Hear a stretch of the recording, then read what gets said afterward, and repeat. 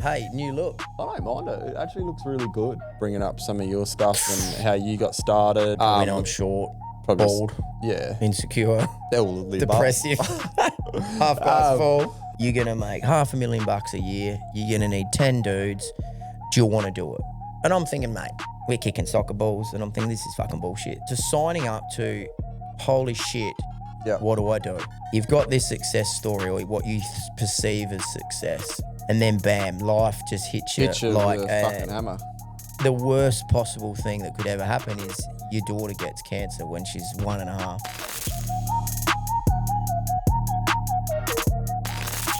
Welcome back, gang. We are episode 2. We've done 1. We're on 2, Luke. Back Brother's mine. Fucking old dinger, mate. Yeah, and we've got Mr. Excited Personality over here.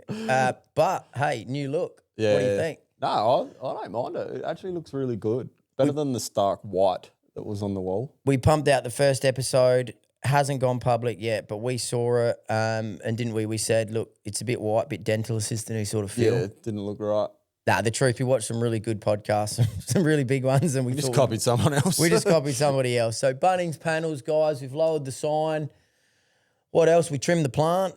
Yeah, the cleaner trimmed the plant. The cleaner came in, trimmed the plant for us while we were setting up. We've got a little social video, a little clip we're going to chuck out there, guys, so you'll see that. So that'd be pretty fun. Yeah. What's the plan today? Episode 2, we might as well jump straight in, mate. Look, last week, we sort of spoke a bit about myself and my background and, how I sort of got started with everything in business and life and all of that sort of rigmarole. So it was all about you, wasn't it, last week? Yeah, well, obviously, yeah, it was a bit. And then I think this week it's probably best we sort of, start diving and bringing up some of your stuff and how you got started and, how where you're at now and what you've sort of been through and all of those sorts of things, Well, like I said, man, if we're going to do it, open book stuff. Yeah, it was a bit, wasn't it? You touched on some subjects last week, your divorce, your work history. You talked about your IVF journey. Yep. And we'll go back to all those things. Like, we don't want people at home to know, we just did this little intro. Yeah, and that's the end. You did Luke then next week you do Heath, and nobody knows the end. It's like we sort of going to talk about it and then we'll unpack them in episodes, won't we? Yeah, for sure. Where do you want to start, man? Well, you're sort of the host today. Well, yeah, I am. So this will be super invigorating, guys. This will be super invigorating. This is where we lose a few followers. Well, I reckon we're up to like 23 views and I reckon we've got 4 subscribers. So honestly, jump on, guys, subscribe because we are having a go at this, aren't we? Just having a crack, right? Well, we've had more than a crack. We just spent $1,200 on timber paneling for the walls. So looks good. Let's get into it, man. Ask away. Where do you want to start? Yeah, well, look, obviously, I know your history and how you have become what you are and where you're at with business and things like that. But obviously, people that are going to watch this episode know fuck all about you, right? Well, they probably know I'm short, bald, insecure, all of the depressive, half glass full. But yeah, like in all seriousness, man, talk us through a little bit about how you sort of started, where like what are you, what were you? Obviously some people know, close friends and family know that obviously, you're a business owner. Yeah. And you do fuck all during the day. Yeah. Go to the gym. No. We can start there, a bit from the start, really. Like what happened, you obviously left school, in your teenager years and then... We'll start there, man, like very similar to you. I mean, you left school before me, funny enough, and I'm 3 years older than you. Yeah. But we lived directly across from a school, so our schooling wasn't super enforced by our parents. Like I remember we'd lay in bed in year 8 and we'd wake up to 3 notes on the bench. Yeah. Heath's going to be late, not coming in. Luke's going to be late. Sarah's not going to... You know what I mean? Remember those days? Yeah. So our parents didn't really force the school thing on us. It was more like, chase whatever makes you happy. Yep. So from there, school was really not an option, similar to your story. You'd go, you'd fuck around, you'd fluff around, hang out. And then from there, I got a job. I tried a few things. Like people wouldn't even know this. I actually went to TAFE for a while to do do you remember when I did that course, the Justice Studies course? Justice Studies. I thought I was going to be a cop. Yep. So I wanted to be a cop, enrolled in this Justice Studies course at TAFE. And that didn't really go anywhere. Yeah. Same as you. Can't read, can't write. Yeah. I mean, we didn't even have a computer at home. Just not real academic. I was thinking people. about this the other day. We grew up without a computer at home, like a family computer to use. So that's probably why we can't send emails now, to be honest. So did the justice studies, didn't finish it. Got a job at a food land, funny enough, doing night fill just for money. So similar to you with your roof tiling, but just needed money because I was doing the motocross thing. Yeah. Kind of trying to be you really in a weird way. Did the food land thing, and then I got a job doing night shift in a factory. Shawleys. So yeah, Shawleys at Elizabeth with my mate Adam. Funny enough, who was the dude in Luke's story that was your carpenter. Yeah. So how's that? So was packing wine bags at night, obviously.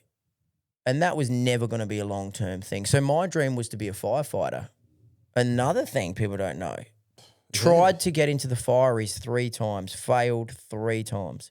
But I guess that's the start of the adversity, right, for me, or self-training yourself. You fail, you go back, you fail, you go back. Taking those hits, right? Absolutely. And mentally, those hits were huge for me. Like when you were only in your early 20s. Yeah, I was a kid, but I thought I'm young, I'm fit, I'm motivated, I'm going to get into the fireys. Invincible mind. Absolutely. And that's that mindset thing. So didn't get into the fireys, and that was devastating for me.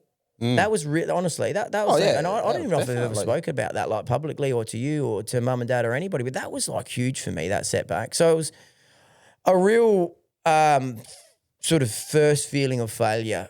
But I went again. Yep. And then I went again.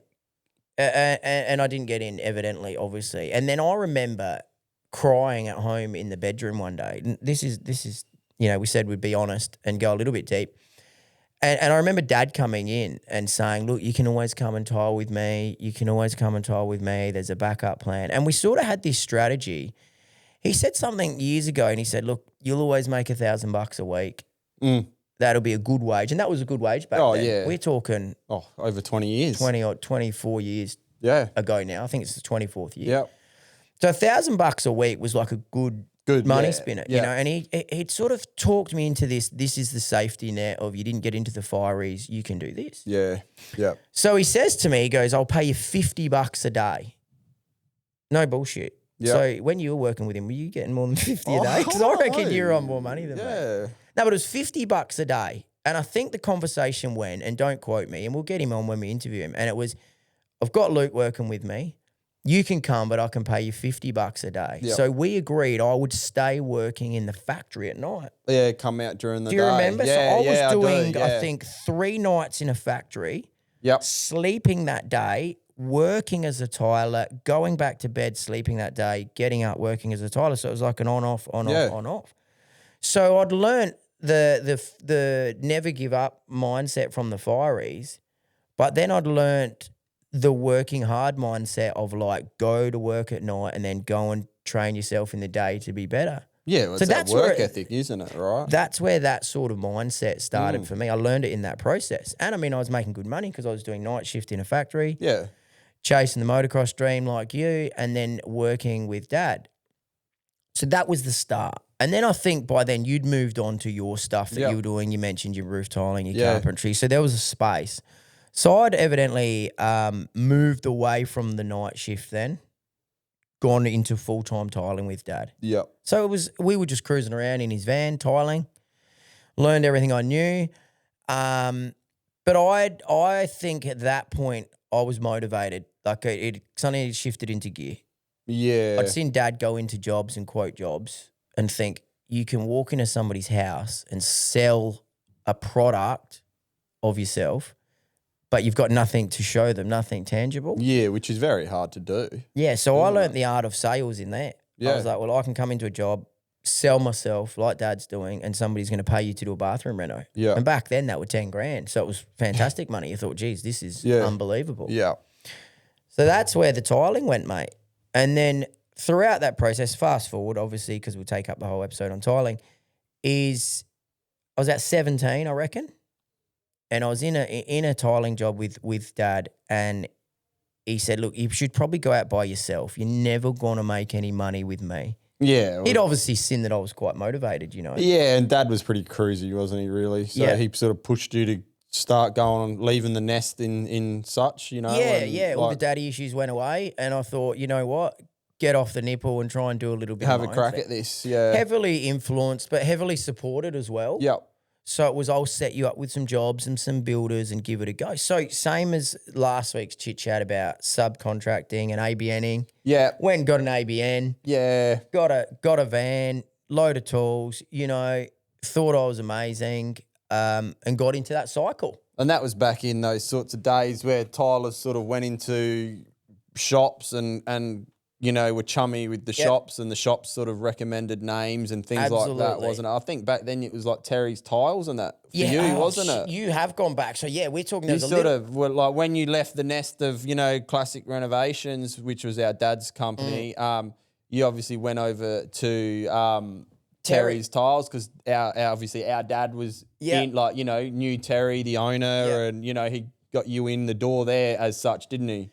He did, man, and funny, I don't even know if Terry's alive anymore. He might be dead, he might be alive. Yeah, He's I'm pretty not old sure, now. yeah. But yeah, this guy had a little tile shop. Yep. And that was, again, another light bulb moment. I'll use that term throughout the story. These light bulb moments came along. Yep. And I was going in and getting work from this guy. And he was an ex-tiler that had a bathroom shop. Yeah. And I thought, fuck, this guy's selling the job and got the product. So at some point that must have stuck in my head and stayed with me. Well, yeah, he was the man of the shop. He was the man then, and had guys, he'd give him the job of people's bathrooms, and guys like you would rock up to their house and tile the bathroom. I forgot about the Terry's tile era. And so, Terry would probably make a bit of money out of you and the shop and all of that sort of thing, isn't it? Yeah. So then I'd get jobs, do the jobs. As I grew through that process, I'd hired a guy at that point. Yep. I hired an ex-jockey. Yep. This little short dude, shorter than me. No Pete, bullshit. Pete.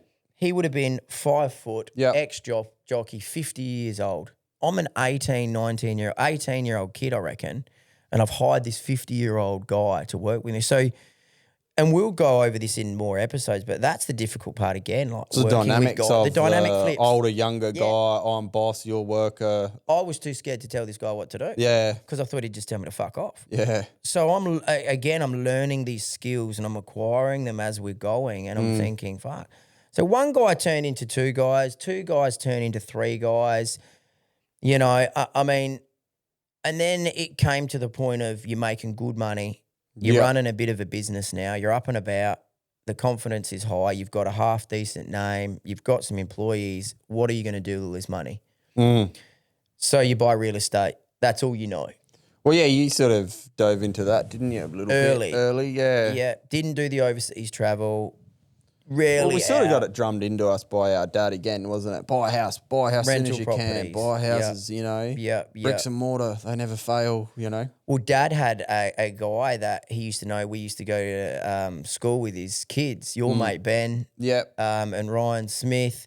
And his dad was a property investor in our area, really, wasn't he? Yeah, become a real estate agent. What was his bloody name? Wayne. Wayne. Yeah, good dude, Wayne Smith.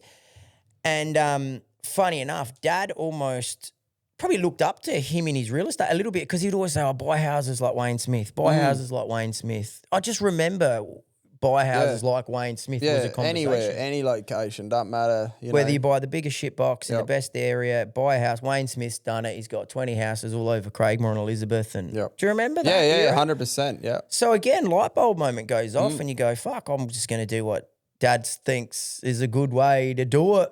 Wayne Smith did it. Dad thinks it's good. Fuck, let's buy some houses. So what age was that at, roughly, you think, when you sort of maybe 20. I reckon I bought a block down here at Oldinga. It was pretty early, 22-ish. Yep, it was real early. I was dating a girl from Victor Harbour. Yeah. Funny. Laura. Laura, if she's ever watching this, if she ever sees this, Laura Mears. Are we allowed to say names like that? Like, I don't even know. You're allowed to. Fuck, we're going to anyway. Who cares? So old Mearsy, I was dating her from Victor and this little surfy chick. And so Dad says, why don't you go to Oldinga? Yeah. So literally one day, get in my car, drive to Oldinga, see this block by the beach for like $100,000 or whatever, and I just sign up for this house and land package and buy this fucking house. So that was your first one? Yeah, that was the first of the property game. Buying a house. So I freak out, get this house and land package, and I'm away. So I've got a business, I've got property, I've got some money coming in, and you think, let's just rinse and repeat this. Yeah, you think this is easy. Well, you do, to be honest, because you fall in that trap, don't you, of, fuck, I'm making my $1,000 a week. I've hit that threshold. I've got a couple of dudes, so it's making it easier for me. Yeah. Now I've got a house. I've made it. Yeah, this is easy. But then what's making it really? Because, you know, you look at your life as we're going to talk about all the things that come. And you think, well, making it comes in a million different shapes and forms. Well, yeah, you end up eventually at some point getting those big setbacks, don't you, that sort of change the way that you think moving forward, you know. But I reckon like these light bulb moments go off and you learn from them, like I said. But then when the setbacks come, that's your skills you've acquired to sort of tackle them. Yeah. Do you know what I mean? Yeah, so, for example, you know, if something really bad happens, like it did with getting divorced and a childhood cancer sort of story, which I think we're probably going to get. Yeah, through we'll touch on that. Yeah. Yeah, you got the tissues ready, or? Oh, yeah. We might even have the cameraman. No, we won't go too far into that today, but we will touch on it because I think that deserves a full episode. To be honest. So you go through these processes, and I think you then have the skills to combat the adversity. You don't think you do, but you kind of do. You've prepped yourself up throughout your life. So the never give up sort of story comes from way the back firing thing, you know? So then when something happens. So getting back to the story, because I go off on a fucking tangent. Yeah. Because you're not asking enough questions. I'm tiling away and I'm playing soccer with this guy. This was my big break. I mean, everybody in their story, they love to crap on about being self-made. You know what I mean? Yeah, It's a thing now. I'm self-made. You're not self-made because throughout your story, there's been good luck. Yeah. There's been leg up. There's been supportive people. Yeah. You know what I mean? So no one's self-made. That's just a bullshit thing. I don't believe in it anyway. No. Because you'd go, you're self-made. You come from not a lot. And you've done really well. But there's been people along the way. Oh, yeah, of course. Yeah. Do you know what I mean? Definitely. Yeah. Yeah. So I meet this guy at my soccer club, Dave, right? And he works for the Housing Trust. Yep. And he says to me in a real basic sort of way, he goes, I've got this Housing Trust contract for tiling. Yep. It's all over the northern suburbs. You're going to make $500,000 a year. You're going to need 10 dudes. Do you want to do it? And I'm thinking, mate, we're kicking soccer balls, and I'm thinking this is fucking bullshit. Yeah, like, the guy's no one gives just you this. a fucking scam. Absolutely thought it was bullshit. And hats off. I would love Dave to see this. This is Dave Ironside, and Tim, our cameraman, used to play soccer with us. Oh, yeah, righto. Yeah. And Dave's quite a charismatic character and all of that. So hopefully he sees this. So that'd be great, Dave. So massive thanks, mate. I mean, I never really took you out for dinner for that one. But I have said thanks, and I think he knows that. Pulls me aside, going for this meeting. They show me all this data on it. And I'm like, fuck, this is actually legit. Like, I could make all this money. Yep. No one wants to do it, though, because it's housing trust work in Elizabeth. So it's in dumps. It's in syringe filled. Yeah, the demographics pretty. It's the low couches society out the front. Like fucking... But we used to live in that, remember? So we were born in that area. So we weren't born into drug no, fucking clear that houses up. and couches out the front, man. Clear we that come up. from Elizabeth, but I mean, I want to clear that up. No, we had a respectable house. No, we had a sick house. I'm saying I want to just clear it. We came from Elizabeth, so in terms of doing that work, it never bothered me. Yeah. You didn't think you were better than that. Not at all, you man. You sort of not thought, well, yeah, all right, I'm back. I'm massive on you'll shovel shit for $1. Yeah. You know what I mean? Yeah, like, I would do anything for $1. Yeah, whatever it takes. Yep. Not anything. I mean, but yeah, I know what would you do for $1? You'd do heaps for $1. No, you're probably a bit different. But at that point, it was all right. I'm going to take on this shit work, and I'm going to do it. And it's going to be a building block. And I reckon I've always had the foresight to see the next step. I've always had that ability. So I've looked at that package and gone, take that, hire all these guys. You had to ramp it up, really. Ramped it up. Had to really ramp things up because you had this contract. So you sort of thought, I got to ramp the guys, the manpower, everything to fulfill the volume of work that was about to come in the door. But the scary step for me then was money. So we found guys. I reckon I had about 8 or 6, 7, 8, 10 guys at this point, right? So you've just gone from instantly... 2 dudes to fucking 7, 8, overnight. 7 to 10 wages every week. Over a conversation at soccer, to a meeting at Lonsdale in their office, to signing up to holy shit, Yeah. what do I do? Yeah. Right? It's a big step. Yeah. You wait till your first wage bill comes in of 10 Tylers and you go, holy fuck, I've Everyone's got no on money. $1,000 a week back then, you know. Materials, So, yeah. it's a $20,000 wage bill. I'm Each week. mid-20s at this point. Yeah. Yeah. So all your money goes then. Then it comes back in. So I'm doing this shitty work tiling. So then I've still got a couple of guys that do the good renovation work. Yep. So then we start dabbling in private renovations as well. stuff. So I've got private renovations on this side and I've got low demographic money spinning work this side. Yep. And at this point you might have 15 guys, honestly, and managing that is insane, as you know. Yeah, obviously, yeah. So I'm running around supervising, dropping off materials, trying to do a little bit of tiling as well. Phone's on silent, mate, when we film. Yeah, you know the rule. So at this point, it's all going well. I've gotten myself married throughout this process. And I say to my ex-wife, I'm going to start a bathroom shop. Yep. And she's like, no way, this is crazy. Oh, Driving down the expressway, I rang Dad, told him, told you. Everyone's like, nah, You're never a going to fucking happen. idiot. Yeah. Can't compete with Bunnings, can't compete with Beaumonts. You're going to make no money. You'll lose your house. That was the saying and that was the fear factor. Yeah. So that got in my head, to be honest. Everybody got in my head and I'm like, self-doubt. Yeah. So this mindset thing, because we're dragging it back to mindset and business, You're thinking, surrounding yourself with the wrong people, mate. absolutely, honestly, and that is something I want to talk about further. Fucking I mean, we're going to negativity. run out of time. Yeah, but if you start, you know what I learned? If you start telling your ideas to people that aren't doing it, you're wasting your energy telling them. Because I'm telling people about these big dreams and they're just going, nah. Too many opinions and voices, right? But when you get sort of further on in your career or your life and you get a little bit more at the top of the mountain, say, you start realizing, you think, why am I talking and telling you that when you couldn't even comprehend it? No. The dream is too big for you, so it'll never be reciprocated that way. Oh, 100%. So you took that plunge into getting a retail outlet. shop. Well, I wanted to turn into a package. I wanted to do a turnkey bathroom package for like Mr. and Mrs. Smiths come in. They've got no idea. They're scattered. I wanted a one-stop shop. So we rented this building, decked it out, put a load of bathrooms in it. And bam, a guy came in, bought some products. We did his job. And again, rinse and repeat. Then it was admin staff. Then it was showroom girls. Then it was a forklift driver. Then it was a delivery truck. So by then you've got this business that at this point, you know, It's not going backwards, is it? you might have 30 staff. So and this happened over a really short period of time. Yeah. So the growth was huge. The growth in that was fast. Yeah. Lots of numbers. Yeah. And then after the first one, you obviously did it again. You went again at Clovelly Park. Well, I got divorced in the middle of it. That's right. I got divorced in the middle of it. Had kids, got married, divorced, all of that. Got another shop, did it again, and then did it again with you. Yep.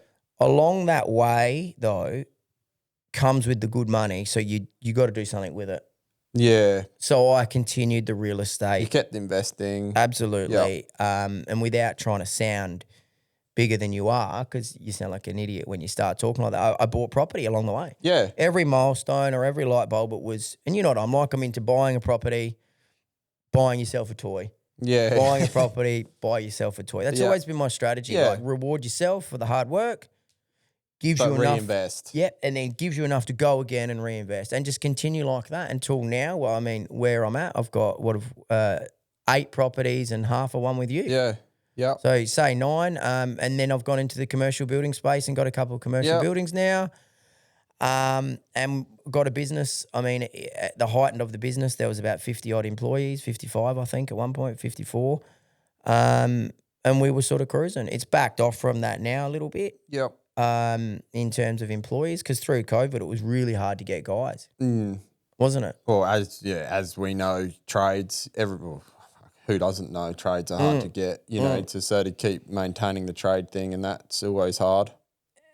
And in that sort of story, it was what we said last week about you, was climbing up the mountain, but I'm now in that falling back down to try and climb back up stage. Yeah, you sort of got knocked sort of off the top a bit there, didn't you? I mean, good or bad, you know, whether it was meant to be, not meant to be, you know what I mean? I think when you get divorced, you know, we were going to run out of time and we'll do more on it. I think we're going to, aren't we? On you, divorce, my divorce, single dad sort of stuff. But what you go through, you can either sort of almost crumble down and start drinking, doing drugs, sitting in your room, never going out, turning into a fat fuck, all of that sort of stuff. Or you can go the other way. And I think I used it as a motivator.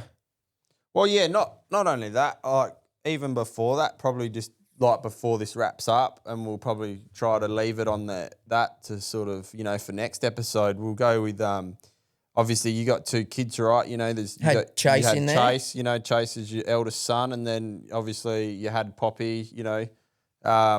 Poppy's a girl, just Poppy's a little girl, obviously. Maybe touch base a little bit on the kid life and all of that sort of thing. And obviously us as a tight-knit family, we know obviously what happened with Poppy.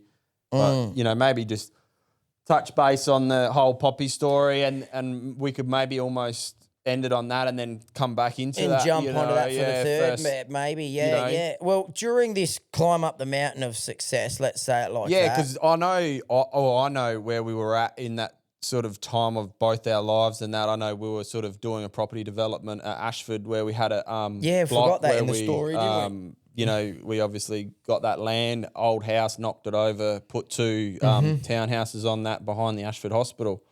That's when it all came unstuck, didn't it? Yeah, so you're climbing up the mountain, you've got this massive success story, heaps of property, heaps of employees, money, power, beautiful wife, awesome sort family. Sort of had the dream sort of from people that never knew you, probably that people really, say, you know, you had a couple of nice cars, couple of Rangies, you had a wife, you had the boy, girl, you know, all the perfect, the big house near the beach, all Harleys, the bullshit. All that, So you have all the bullshit that you find means absolutely fuck all in the end. Yeah. Like, we all love the nice stuff, and you feel good getting it and all of that, don't you? Like, we've all got it, you know, but what I learned through it is exactly right. So getting back to it, because I'm well off fucking subject, is you've got this success story or what you perceive as success, and then bam, life just hits you like with a fucking hammer. The worst possible thing that could ever happen is your daughter gets cancer when she's 1.5. How did you know about that, or how did that whole thing come about? Do you know what I mean? Like, talk us through that stage of, like, you know, you didn't just wake up one day and Poppy had leukemia. You know what I mean? It was like a thing. Did you think Poppy was looking sick, or was it? We were away on a holiday in Port Douglas. Yeah. Same shit, luxury holiday, Port Douglas, beautiful just living, wife, 2 kids, you know, tanned up, fucking running around without a shirt on, ringing people back for work. You think you're amazing. And she got sick on the plane. Yeah. On the way back, got sick, just like every normal kid does. Just a normal flu-like symptoms, wasn't it? Shit, it's a little bit weird even talking about it, man. A bit like that. Yeah, I know, you get the old goosebumps. Yeah, we haven't talked about it for ages. I've sort of, for years, tried to not think about it. But got sick. Yep. Took her to the doctor's, temperature. Take her to the hospital. They keep you in for a night or 2. Nothing. Standard stuff. Everybody with a kid Every parent goes through knows. Oh, my kid's got a temperature. About. We're in the waiting room. All that sort of bullshit. Yep. Come home, loses the temperature. All good.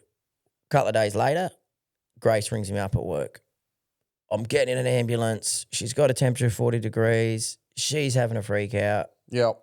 So ambulance, hospital, in again. Still wouldn't be thinking much of all this, really, would you? You know, because these classic signs are not really what, you know, most parents go through these sorts of things, don't they? Well, you've been through it. You know what I mean? Like, been through it. I mean, how many kids with temperatures, and whether it's a day, 2 days later. How many stories do you hear of dudes going, "Oh, my missus rang me up at work. The kid's got a temperature. I got to go home, have a sickie." Fucking we get staff members every day doing that. Every day. So we're on round 2 of the hospital, but they kept us in for a bit longer. Mm-hmm.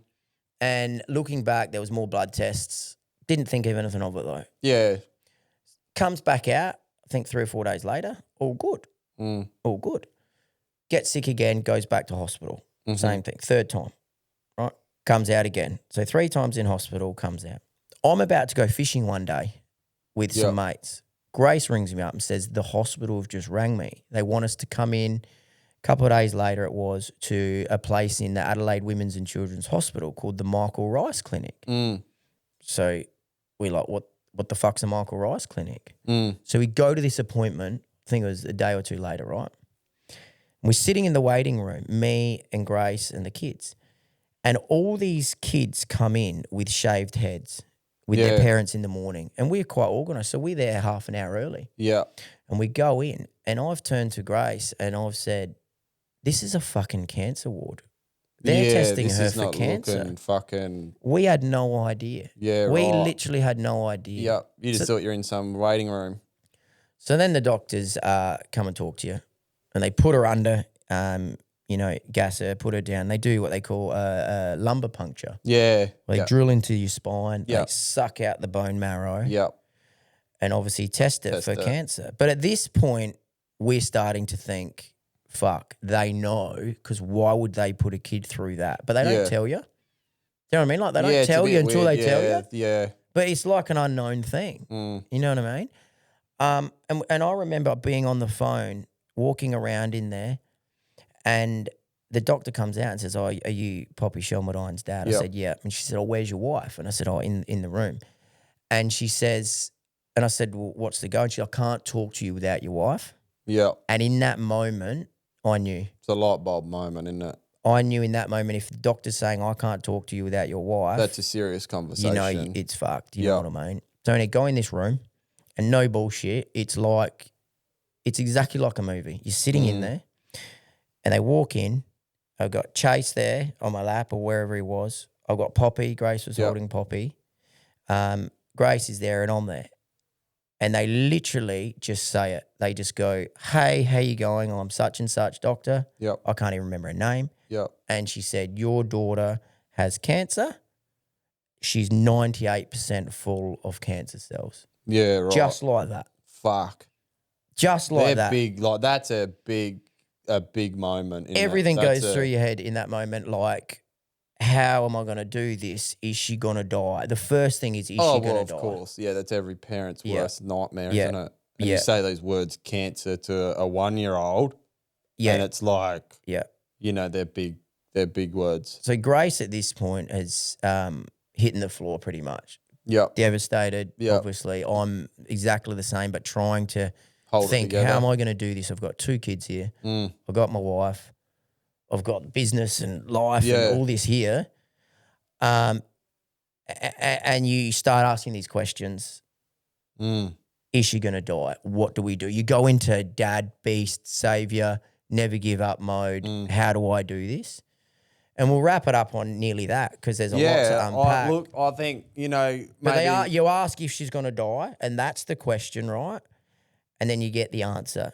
If you do not start therapy immediately, there is a potential that she could die. So then it's a strategy, it's a game plan. Yeah. And look, Heath, I honestly, man, want to say, thanks for opening up and sharing that, that's only touching on it, man. That's touching on the story. But I think next time on our next episode, I think is what we'll do is we'll sort of actually go right into it, the years, the battles, all the hard moments, all of those sorts of... Well, can we... And we'll talk about it because we've actually talked about it. We've opened it up now. We weren't even going to do it yet, to be totally honest, guys. Our next guest was a finance guru, property investor guy coming on. Yeah. So we might can him for the next one. Pick up from the Poppy story. Yeah. But let's not make it all doom and gloom where... people are sitting there, oh, poor me, because there's absolutely no poor me. I didn't have cancer. Poppy had it. And look, to just put it out there to the viewers, Poppy didn't pass away. No. Poppy's alive. She's at her mum's right now, and she's wicked. She's totally fine. Going really well. So look, let's not freak too many people out with the whole. Yeah, we're not going to tell you in the next episode Poppy died. Yeah, we're not doing that one. No. Fuck, she nearly died. And then we'll bring it back to work as well. Let's talk about then through that cancer story, the failings of a marriage. Exactly. Yeah. Continuing on with work, we were halfway through a property development that we were doing ourselves. Yeah. Which that sort of that was a whole nother story. And then that's a whole other episode. That's a good one. You kept expanding through that. That's that mindset thing, guys. About adversity comes and you just drill down deep. Yep. So Yeah. why don't we pick it up from episode 2? So this one we'll try and edit, guys, and cut it as like part 1, part 2. Yeah. You know what I mean? That'd Yeah. be sick. Awesome, man. Well, yeah.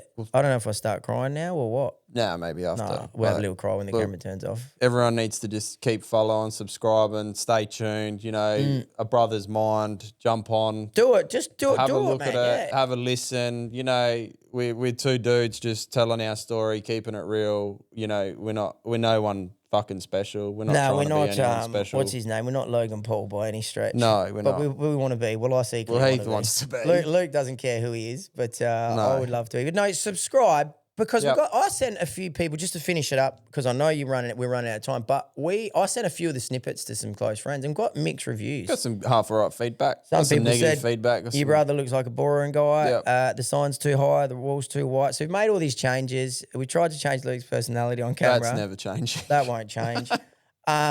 But subscribe, follow. Yeah. And give us some feedback, man. Like, No, we're open. we to want to it. know about it. If it's a bit 100%. shit or if it's a bit good. We think we're going all right though. We'll get better. Yeah. Everybody starts at the bottom and we're going to get to the top. And that's what the whole podcast is about, isn't it? 100%. Starting at the bottom of the mountain and climbing to the top. Exactly right. All right, gang. Well, we got to wrap it up. Jump on. Hopefully you like the new studio. Catch you next time.